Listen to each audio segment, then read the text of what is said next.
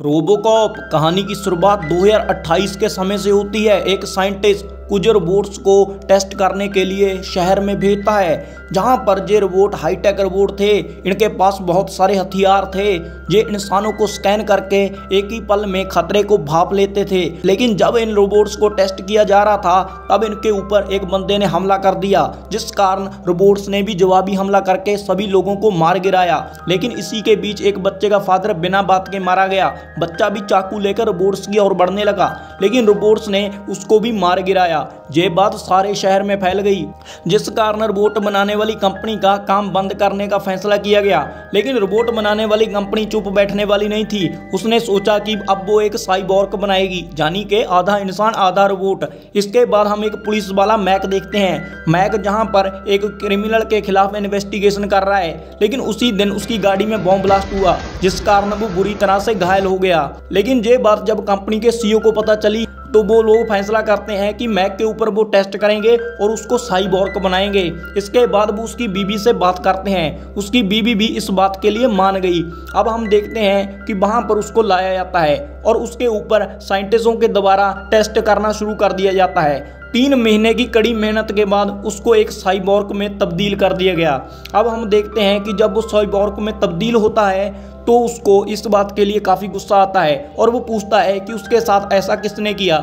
इसके बाद उसको बताया गया, तेरी तो बॉम्ब ब्लास्ट में बुरी तरह से मृत्यु हो गई थी, लेकिन बचे हुए शरीर को हमने दोबारा से यूज़ करके तुम्हारी जान बचाई है। इसके बाद इसको अगले सीन में फाइटिंग स्किल्स के लिए ट्रेन किया जाता है। जब ये पूरी तरह से फाइटिंग स्किल्स सीख गया, तब इसको एक फाइनल टेस्ट करने के लिए कुछ रोबोट्स के साथ फाइट दी गई, और जहाँ पर ये रोबोट्स को बहुत ही जल्द मार गिराता है।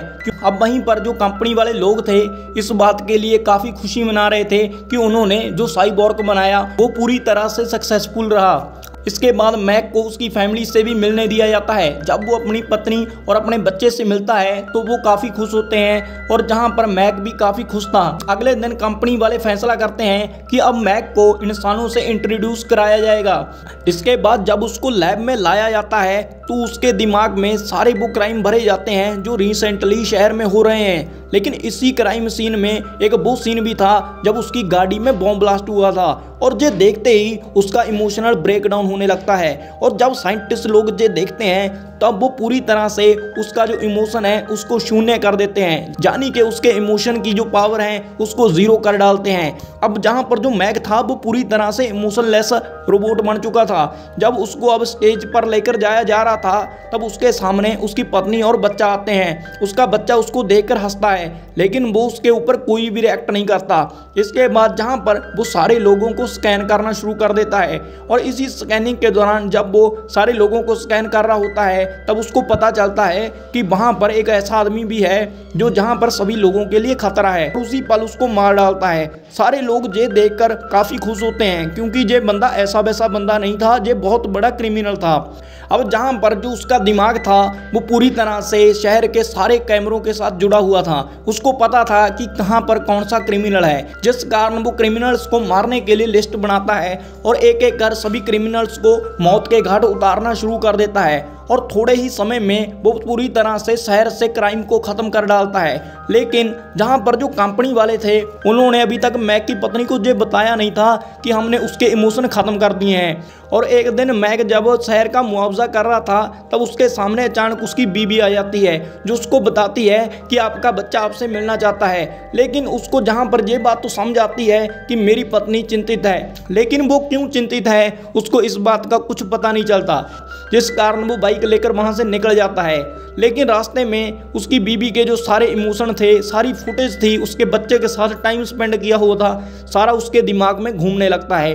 धीरे धीरे करके उसके सामने वो सीन भी आ जाता है जिसमें बॉम्ब ब्लास्ट में वो घायल हुआ था, और जहां पर उसको पता चलता है कि बॉम्ब ब्लास्ट होते हुए मेरे बच्चे ने भी देखा था, और इस बात को आज तक वो भूल नहीं पाया। और इसके बाद उसके जो इमोशन है दोबारा से जाग उठते हैं। इस कारण वो फैसला करता है जिसने उसके ऊपर बॉम्ब ब्लास्ट किया था वो उसको मार गिराएगा। सबसे पहले वो उसके लिए काम करने वाले एक बंदे को पकड़ता है और उससे उसका पता पूछता है। जब वो उसको अपने बॉस का पता बता देता है, तब वहाँ दूसरी तरफ बॉस को भी इस बारे में पता चल जाता है कि मैक उसको मारने के लिए आ रहा है। वहाँ पर बॉस अपने साथियों के साथ उसके लिए तैयार होता है, लेकिन तभी वहाँ पर मैक भी आ जाता है और इसी के बीच वो वहाँ पर फायरिंग करनी स्टार्ट कर देता है। वहाँ पर वो लोग पूरी तरह से अंधेरा कर देते हैं और जहाँ पर उन्होंने खास तरह के चश्मे पहने थे जिस कारण वो अंधेरे में देख सकते थे, लेकिन उन लोगों को नहीं पता था कि रोबोकॉप यानी कि मैक के पास भी बहुत सारी पावर हैं जिस कारण वो भी अंधेरे में देख सकता है और वो जहाँ पर फाइटिंग के दौरान सभी लोगों को मार गिराता है। सभी लोगों को मार गिराते हुए वह बॉस को भी मार गिराता है। वहीं पर दूसरी ओर जो कंपनी का सीईओ था उसको बहुत सारे देशों ने कुछ रोबोट्स को अपने पास मंगवाया था और इस बात से वो काफ़ी खुश था कि उसके रोबोट्स अब बहुत ज़्यादा पैसे में बिकेंगे। लेकिन जहां पर उसने ये भी फैसला किया था कि वो रोबोकॉप को हमेशा के लिए बंद कर देगा और वो उसको मार डालेगा, लेकिन ये बात जब वहाँ का एक साइंटिस्ट सुनता है तब वो इमोशनल हो जाता है। वो सीधा रोबोकॉप के पास जाकर उसको दोबारा से ऑन करके सारी बात बता देता है।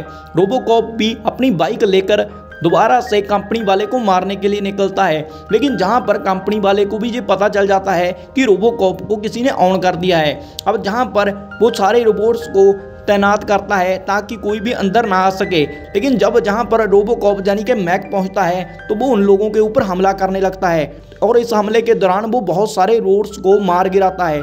इसके बाद जो मैक है दोबारा से कंपनी के सीईओ को मारने के लिए टेरिस पर चला जाता है, जहां पर जो सीईओ था वो हेलीकॉप्टर से भागने की फिराक में था, लेकिन जहां पर रोबोकॉप उसको मारने के लिए बढ़ता है, लेकिन तभी उसके पास भी वो डिवाइस होता है जिससे कि वो पूरी तरह से रोबोकॉप को कंट्रोल में कर लेता है।